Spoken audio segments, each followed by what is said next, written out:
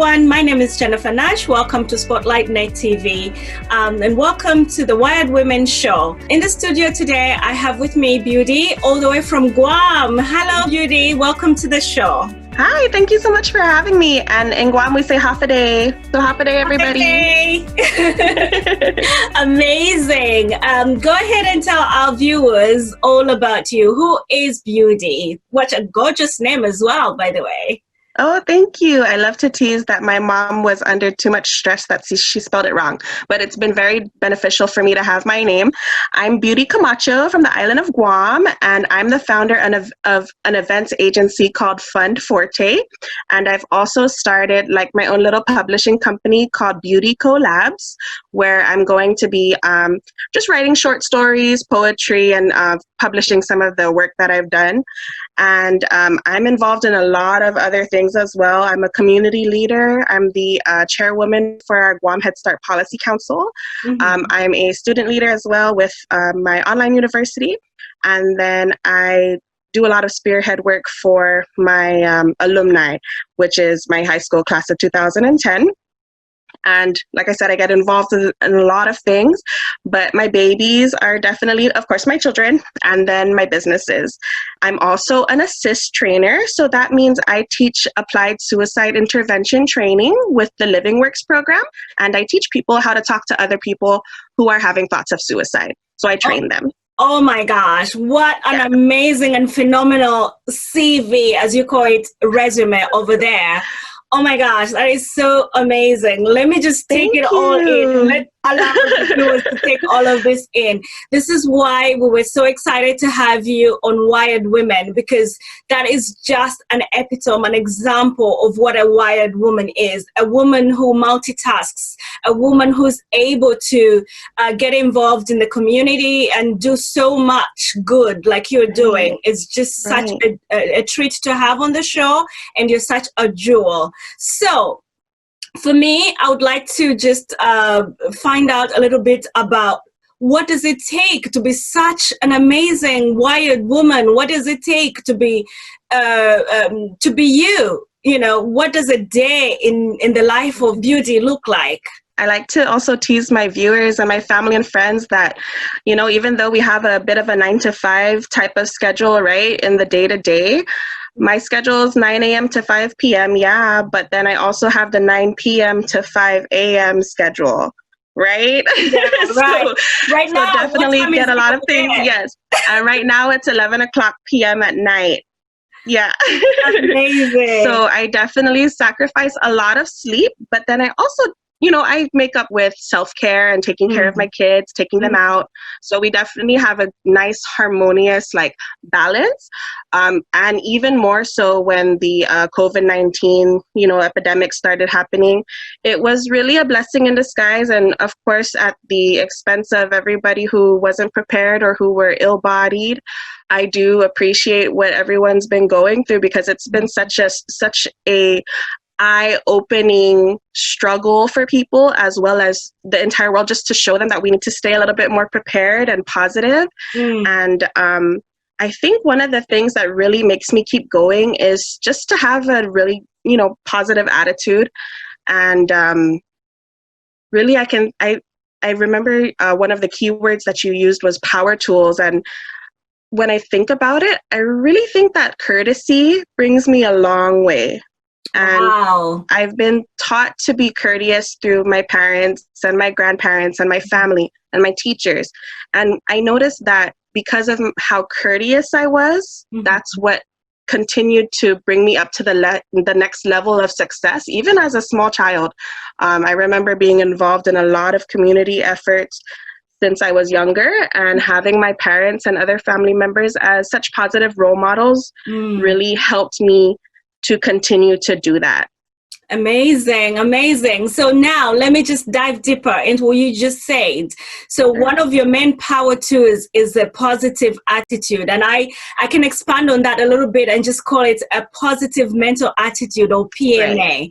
I love that, definitely. Because that is just a law of attraction. I mean, a lot of people get attracted to very positive people. Sometimes it can be a put off. So how do you balance and harness that positivity in such a way that it doesn't put people off that probably are suffering and are going through a problem, and also at the same time use it to positively engage with people that need it, that need that encouragement. Can you just talk me through that? That's just so funny, because I was just thinking about that the other day, where I remember working at a shoe store so a long time ago, and one of my coworkers was just like, why do you have to be so positive all the time? Like, what's wrong with you? And I was just like, whoa, wow, what's the matter? What did I do? You know, so then I remembered not everybody grows up the way we were raised. And not everybody has had blissful or positive experiences in their life where they can really be genuinely happy, you know? So I think just continuing to count my blessings really keeps me in such a attitude of gratitude, definitely, but also knowing that there's so much more to life, that we have such a phenomenal opportunity to experience this our human nature, and we don't know when we're going to pass away. So that's just something that, you know, keeps me going to stay positive. I don't want to be remembered as the last thing that I did to someone was cuss them out or called them names or, you know. Absolutely. I'm the oldest grandchild out of my family, and the oldest child in my family as well. So I've been raised to be the oldest kid, but also the youngest adult. Right. So I matured very, very fast, and just seeing how. And I'm a bit of an empath as well, so I can really, you know, like vibe off of people's energies. And I've learned to just be present for them and ask their permission, whether they like me to be there or not, or whether they'd like me to listen, or whether they'd like my advice. Right. So amazing. Yeah, paying attention to their permission is something that's really been eye-opening and a learning moment for me, because before I would just definitely give unsolicited advice, but then as you age, you learn that, get wise. You learn that permission is power, and you know, that's one of the main things for me, is just asking, would you like me to be here for you? Yeah, amazing. Well, I have learned something new from you. We never stop learning, do we? I mean, obviously, I grew up in Africa, where I think our vocabulary and our language is in such a way that we sound like we're giving commands all the time. It comes in the intonation of your voice. That is what makes that person realize that you're actually asking without the question mark. And where are you from? I'm from Zambia. I dated a man from Cameroon. Yeah, amazing. So I definitely understand where you're coming from. Sounds like we're commanding all the time. So I'm glad you pointed that out for our viewers out there. If they're listening, they know that there's a difference in terms of cultural differences, and it might definitely. Thank you. Let's just unpack what you just said just now. I do like the idea of an attitude of gratitude. I do like the idea of being intentional in knowing and being mindful of people around you. And I think that is an attribute that comes across from you right away. So I would like to know how you tapped into that being, that sphere, and how other people that are listening to you right now can tap into that same place and space and be able to apply the same kind of power to themselves, and what does that do for you? How does that benefit you, and how would it benefit them? Sure. Well, like I said, when I was growing up, I was the youngest adult, being the oldest grandchild, and I learned a lot of ways that you could communicate with adults and children, and that, you know, using different tones and portraying different types of energies will definitely continue to help people. Yeah. So staying positive was something that I saw would help calm the adults, as well as my cousins. I would be able to calm them or encourage them by staying more positive. So being an older sister and everybody's big sister has definitely been such a blessing to me. It's taught me a lot really fast on how to on how to help people, but for a long time I was definitely a people pleaser. I just did not like anybody crying or anybody getting hurt or anybody being bullied. So being able to have that type of mindset where it's just like, okay, you know, I'll be the stronghold right now. Yeah. We can cry together. You can cry on your own. I'm here for you. But to maintain that positive mental attitude was just to have a bit of a leverage, like, okay, what's there in this situation? Right. How are we going to learn from each other? How is it going to be fair? How are we all going to benefit from any type of situation that's here? And if you are just being too radical, you need to dismiss yourself before any type of emergency happens. So that policing attitude in me and that big sister attitude has always just been my way, and people would even like nominate me to be a leader or like a president in a club or things like that. So they get that vibe, right? Yeah. And I didn't have that the entire time. I had to learn how to stay positive because I would lash out at some of the people who were just ridiculous. Right. Like if someone said something out of hand, I would just get so mad and, you know, blast at them without even thinking and without acknowledging their feelings, even though in general they were wrong. Yeah. But that's their perspective, you know? So that was another thing that was such a great thing for me to learn, was understanding another person's perspective. Maybe, like I said, going back to the part where they weren't raised the same way we were. So they weren't taught the same things, and they weren't taught how to be generous and courteous and kind and nice and having good manners, basic manners. So just being aware of people's perspectives has definitely made me grow my PMA, and of course tuning into the different situations that people will present to me, what their problems may be. Yeah.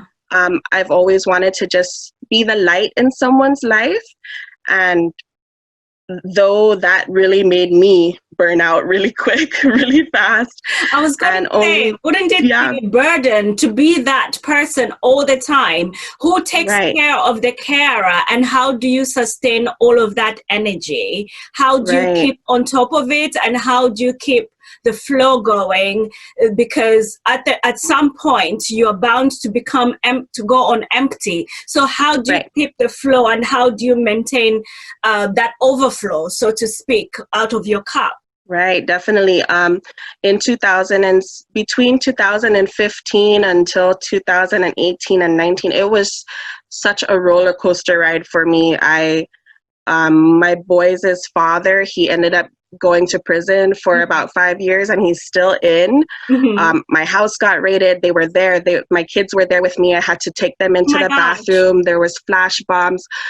You know, the entire drama of what you see in the movies, it happened in a blink of an eye, and he got swept off and being brought to prison, you know, and all in that time, I was still just worried about my kids. Like, they need to be safe. I hear guns, I hear windows cracking, I hear all of these types of major things happening that could be life-threatening to them. And yet still I had no concern about myself because I knew that my children were at stake, right? Tearing up. Oh my gosh. It's okay. That is just way too much. Right. It's a lot. And that's not even the most stressful part for me.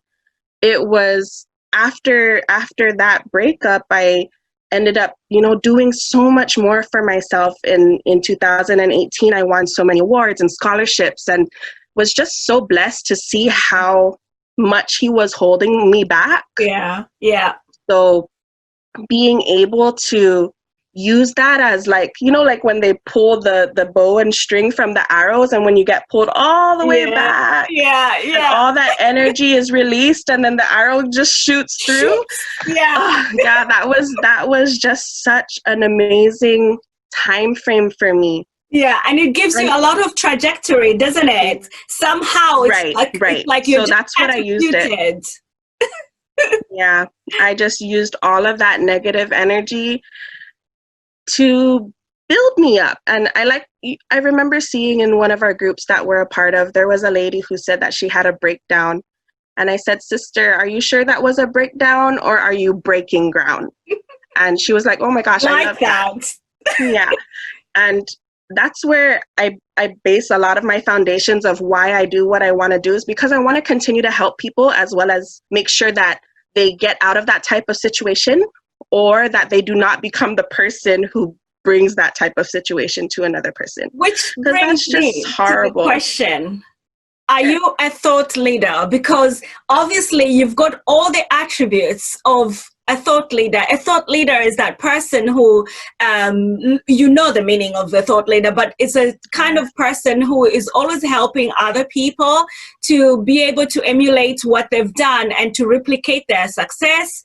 But also it's sort of a form of mentorship. And I can see you in all of those stages, which begs the question, are you a thought leader? And also, absolutely. And also, on top of that, as a business person, how do you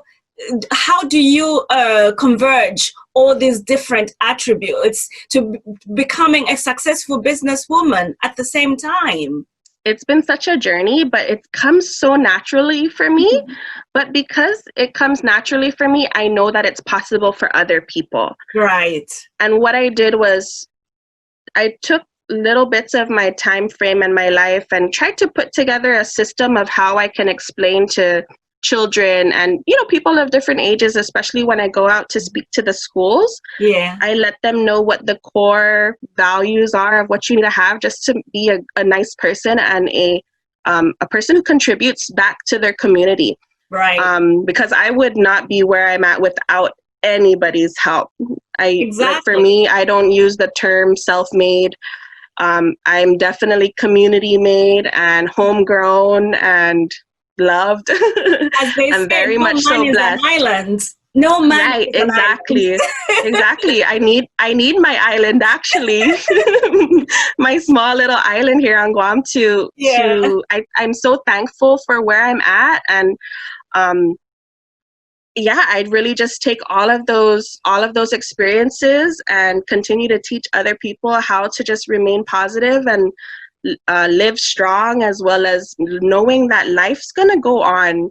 All of the things that seem like burdens to us are really blessings, and they're happening for us and not to us. I love that quote. Yeah. I'm not even sure where I remember reading it from, but that's definitely so important to me, to just see the light at the end of the tunnel, because and I also like this one other quote where you can't see the stars without a bit of darkness, right? So that's one of my favorite ideas as well. And really just continuing to learn and grow, and especially heal from everything that anyone's ever put you through, most especially yourself. all the negative self-talk, as well as the fear that I've given myself that's just imaginary thinking. And one of my core things that I had to heal was feeling like I wasn't enough. Like, why did my boys' dad have to choose drugs over me? Why didn't he, become a better person that he envisioned for himself?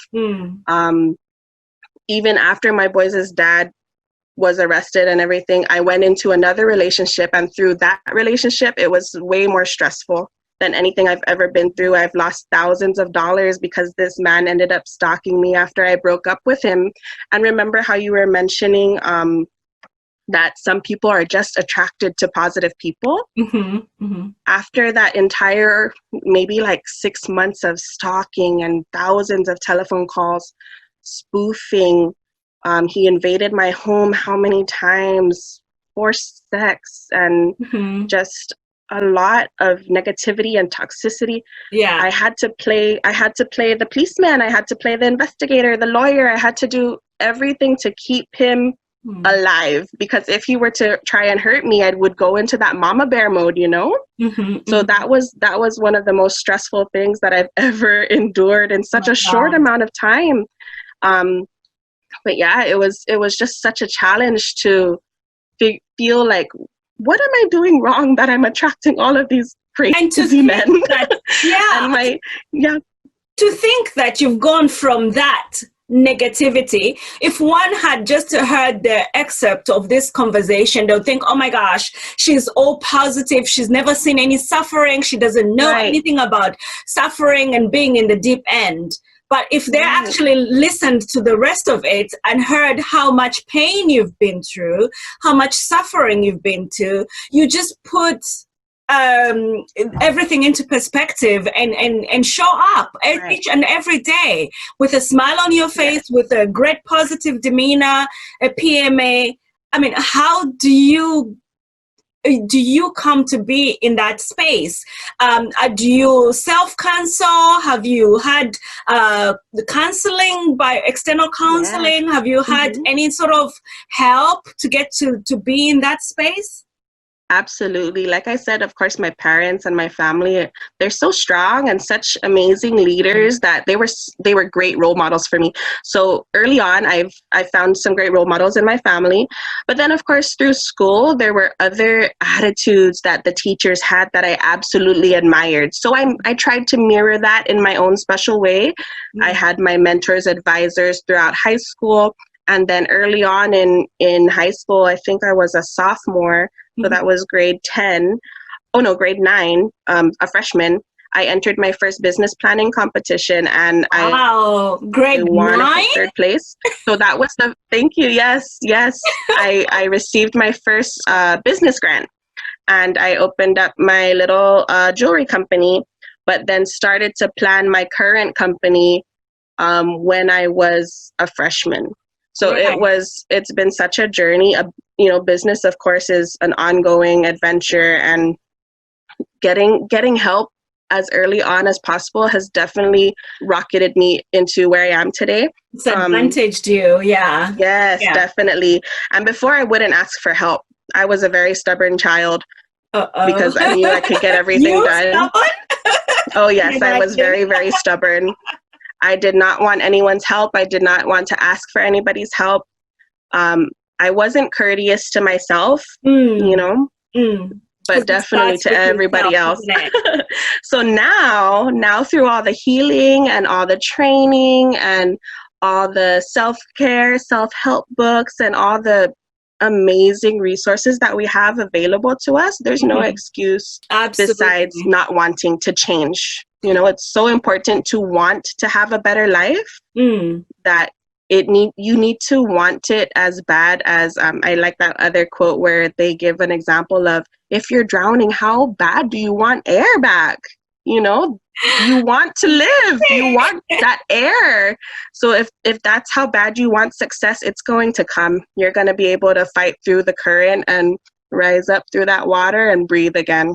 Yeah. So it's about being very intentional, knowing what your target is and just pushing through towards that goal until you get to that goal. So this is what I'm hearing you say. So this is what you'd be saying. That will be kind of advice that you'll be giving to our viewers if they were to say, so at what point did you get that aha moment when you just knew that this is the kind of business that you want to do and this is where you're going to head to?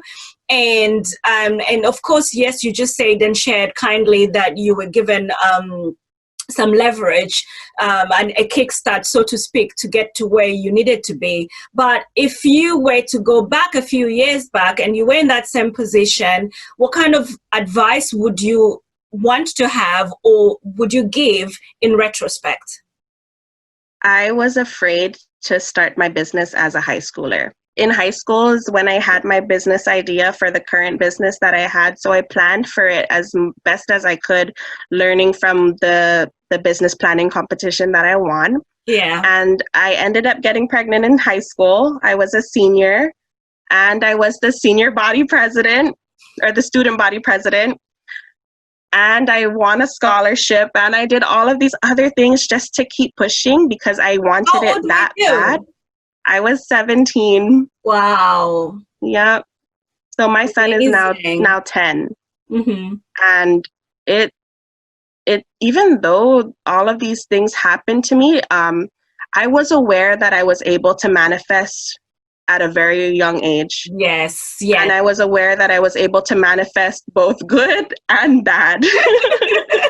So the bad things that I would manifest would come from me more so like heckling or teasing myself or somebody else in a certain situation, and then it would of course bounce back and happen to me. Mm-hmm. And then I noticed that if I could do that for all the bad things, I can definitely magnetize with intention and get so much more of the good things. Absolutely. And that's where I'm at right now, is just continuing to do all of that. And for the people that aren't too sure about what you want to do with your business or within your life, it's, if you're afraid of something, or if you're afraid that you're not good enough or that nobody's going to support you, give back and give so much of yourself that your joy is just overflowing because you love doing what you're doing. Yeah. And if you are still afraid, fight through the fear and just do it. Just do it afraid.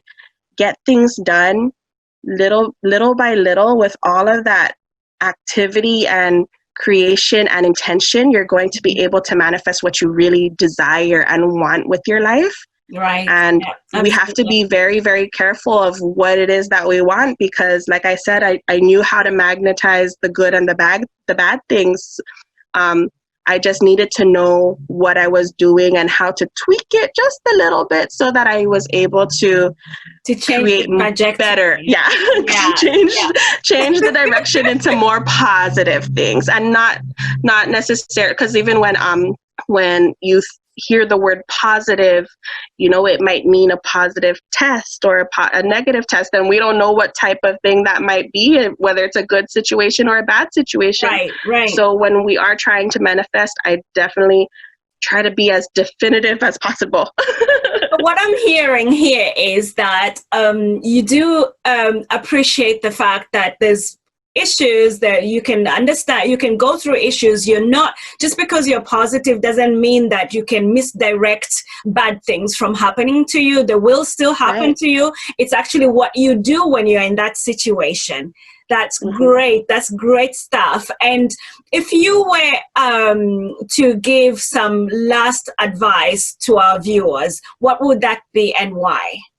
I think it's pretty much just what I've said before, is to just develop that positive mental attitude, get help, seek healing, get counseling. Don't be afraid. We need to definitely fight the stigma that mental health doesn't matter, because it's so important for all of us to contribute to a unified community healing. And we can't help our friends or our family if we don't do that really hard inner work ourselves first.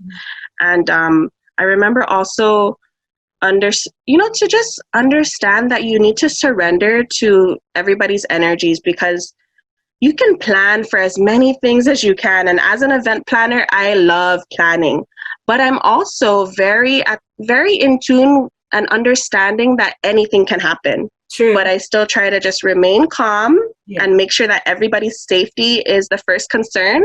So everyone's safety, my safety, as well as being able to be creative and stay resourceful and just keep going and have that nice tunnel vision of what you really want to accomplish. Absolutely. And even though things seem like they're not on the right track, maybe you're looking at the wrong map, or maybe you need to just relabel those things for yourself. Yeah, I get what you're saying. I was once a wedding planner in my other life. Oh, gosh. And I planned so many weddings. And when you're planning weddings, so many things go wrong, because you've got so many stakeholders, but you've got the bridezillas as well, and the monster-in-law, which is the mother-in-law. I mean, so I can just only imagine. And you planning events for children, they're so unpredictable. They're just as almost unpredictable as brides. Sometimes my heart goes out to you. We're a full service agency, so we do children's events, which are my favorite, only because I also do clowning and trying to get into costume and character. So it's so fun. It's such a relaxer for me. And that's the funnel where I put also my creativity and my artwork into it.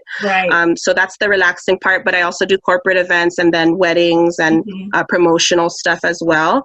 And of course, when we have those corporate clients and the the mommies or anybody who is our celebrants organizer, it's definitely challenging to, give them your full service, but you can't really give service if you don't know what they're expecting. So I definitely try to pick their brains a little bit and see how they envision the day to happen. Yeah.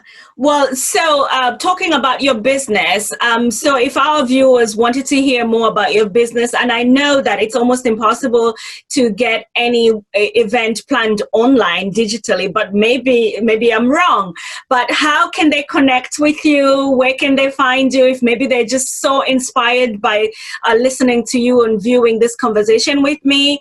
And where can they find you? What's your handle on social media, your website and stuff like that? Can you just share that with our viewers?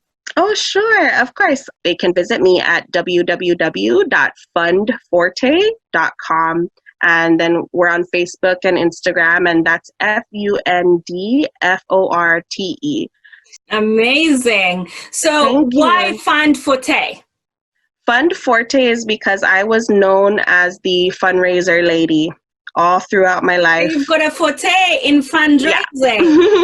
Yes. Oh my gosh, I love it. I love it so much. You are such a treat, Beauty. Oh, thank you. Enjoyed myself so much talking to you. It's been such an amazing insight to just hear. And I have to confess, I've never spoken or met anyone from Guam. You're my very first Guam fearless, let me call you badass, fearless female entrepreneur, my BFF. I love that. Thank you so much for coming on the show with Wired Women today. I'm sure our viewers will just love listening to you. Thank you so much. It's been Thank you for having me. You're welcome. Bye now. Thank you. Bye, everybody.